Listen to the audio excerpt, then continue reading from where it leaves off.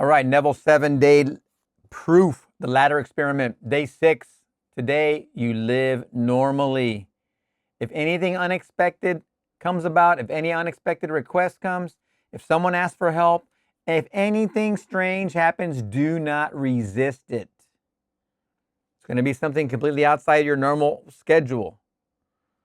Don't go looking. Don't be trying to sniff around for some reason or excuse. Just let it happen. It will move you. Let life move you. You've already done the work. Now you're in the Sabbath. It's going to come together right in front of you.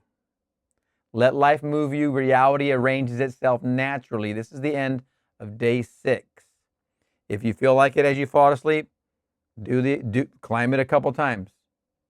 If you happen to come across this because it's everywhere, because you put it up everywhere, there's nothing wrong with reading it, but just keep in your mind, we're on day 6. Let it happen. We're letting it happen. We're not trying to control. We're just letting it happen. Okay, we're going to see you in the next one. That will be day 7, video 7. See you soon.